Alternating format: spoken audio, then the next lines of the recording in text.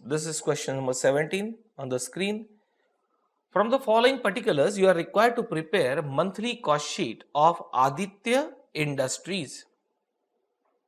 Opening inventories में raw material है, work in progress है, फिनिश गुड्स 10,000 यूनिट्स है, यानी ओपनिंग स्टॉक की क्वांटिटी दी है 10,000 units.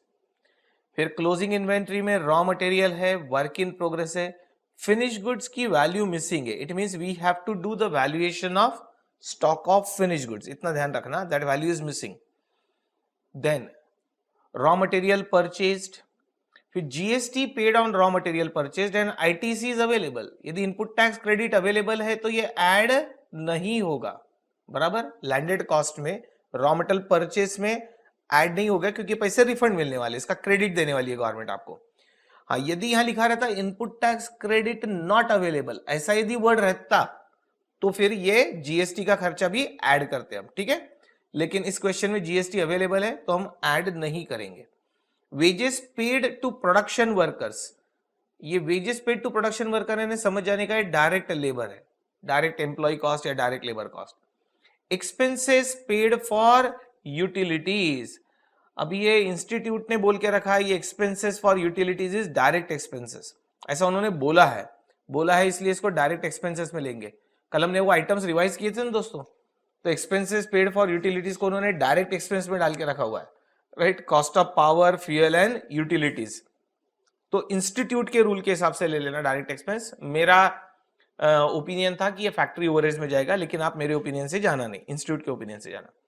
Office and administration expenses paid, अब आप देखेंगे यहाँ कि ऑफिस एंड एडमिनिस्ट्रेशन को ये नहीं बोला है प्रोडक्शन से रिलेटेड है या जनरल है, तो मेरा ऐसा मानना है कि यदि क्वेश्चन साइलेंट रहे तो इसको ले लेना जनरल। जनरल लेने नीचे जाएगा, सेलिंग ओवरहेड्स के साथ में ऐड करेंगे इसको, अजम्पशन लिख देंगे हम कि it is treated as general. Travelling allowance paid to office staff, ये भी फिर इसी के साथ जाएगा।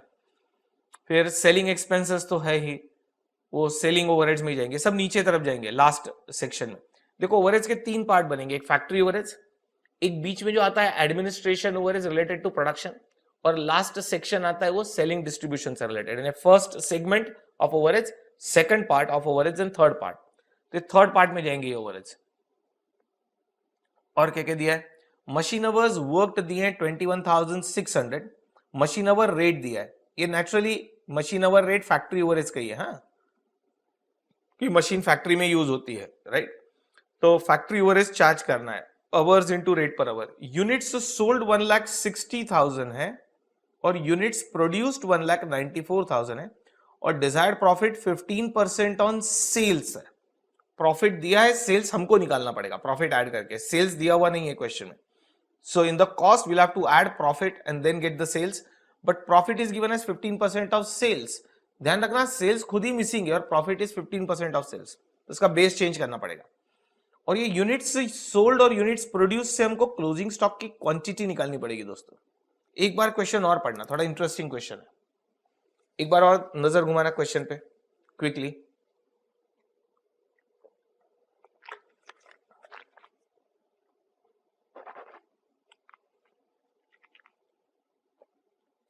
Just have one more look at the question.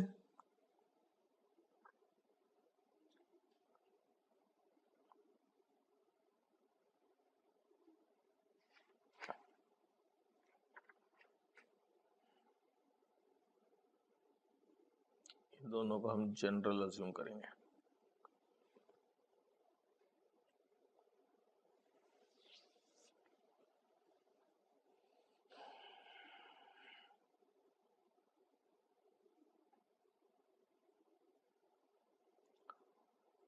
Okay दोस्तों, एक छोटा सा डिस्कशन कर लेते। देखो आपके पास ओपनिंग स्टॉक दिया है फिनिश गुड्स का, opening stock of finish goods is 10,000।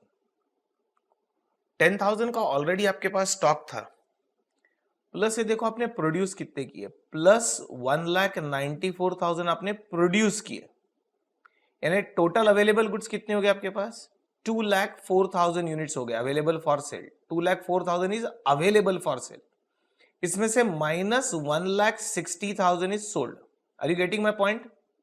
Opening stock finish goods का ऊपर दिया था 10,000 यूनिट्स, 1,94,000 और प्रोड्यूस हो गए, उसमें से 1,60,000 बिक गए तो क्लोजिंग स्टॉक फिनिश गुड्स का कितना आएगा दोस्तों? क्लोजिंग स्टॉक 44,000 यूनिट्स आएगा और इसकी वैल्यू निकालना है हमको, ये 44,000 यूनिट्स की। ये देखो यहां पर मिसिंग है वैल्यू, ये वाली वैल्यू निकालना है। तो ये फिनिश गुड्स का स्टॉक 44,000 यूनिट्स है, राइट? ये ओपनिंग स्टॉक यहां दिया था ऊपर 10,000। We will do the valuation. Valuation करना है यानी फीफो या एवरेज मेथड से जनरली। वैसे फीफो, लीफो, एवरेज तीनों अलाउड है कॉस्टिंग में, but generally you should follow FIFO or average because that is allowed by accounting standard also. So you can use any one of the method if question is salad. Now let's go to the answer, my dear friends. Let's move to the solution.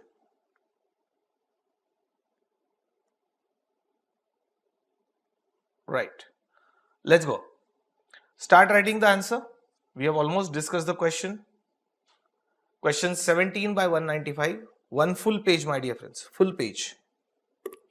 Question 17 by 195. Cost sheet of Aditya Industries. Cost sheet of Aditya Industries. Top to bottom, full page. Particulars rupees. Single column. मैंने एक column drop कर दिया, inner column drop कर दिया, इसी में adjust कर देंगे सब। Particulars rupees. रेडी है? वन फुल पेज, ऊपर से नीचे तक जगह लग जाएगी। स्टेशनरी की चिंता करना नहीं, राइट? तीन चीजों का लिबरल यूज करना है, दिमाग, कैलकुलेटर और स्टेशनरी। मैं एक बार रोज बोल देता हूं याद दिलाने के लिए आपको। चलो लिखना चालू करते हैं। Write down. Raw material consumed, underline. एक ही कॉलम में लिख रहा हूं मैं। Write down. Opening stock of raw material. जरा क्वेश्चन पे नजर रखना दोस्तों, क्वेश्चन सामने रखना आपके, क्योंकि मैं बार बार आपको उधर नहीं ले जा पाऊंगा क्वेश्चन पर। स्क्रीन इधर उधर ले आने में गड़बड़ होती है क्या, बहुत सारी स्क्रीन ओपन है वो अंदर। तो opening stock of material, physical notes आपके सामने रखो, दैट इज 12 लाख, और उसको टिक करते चलो लगे तो पेंसिल से या पेन से कि वो आइटम हो गया। कोई आइटम छूटना भी नहीं चाहिए और कोई आइटम डबल भी नहीं आना चाहिए। तो opening stock of raw material 12 lakh लिख दो, उधर टिक लगा दो पेंसिल से। Add purchase of raw material. Raw material purchase की वैल्यू जरा ध्यान से देखना, करोड़ में है। 1,44 लाख। जीरोस का ध्यान रखना, ये इंस्टीट्यूट की कलाकारी है करोड़ में देने की आदत। Purchase of raw material 1,44 lakh. लिखो add GST paid on raw material, लिख लो वो GST paid on raw material. लिखो तो सही, मैं नहीं बोला था ऐड मत करना, ऐड नहीं करेंगे, लिख तो लो। ब्रैकेट में लिखो ITC available comma hence ignored, ITC available hence ignored, क्योंकि वो पैसे लगे लेकिन वो वापस भी मिलने वाले, यानी नहीं लगे। एज गुड एज मैं जेब से 100 रुपए दूं और बाद में वो रिफंड मिल जाए मुझे, इनपुट टैक्स क्रेडिट, तो एज गुड एज नहीं लगा ना, तो निल। और आप बोलेंगे सर फिर लिखे का को निल लिखना था, तो दोस्तों यहां नहीं लिखते तो आपको एंड में लिखना पड़ता कॉस्ट शीट के नीचे कि आपने इसको क्यों इग्नोर किया, why you have ignored GST paid on raw material. तो यहां लिखो या नीचे नोट्स ऑब्लिक अजम्पशन में लिखो, आइदर और।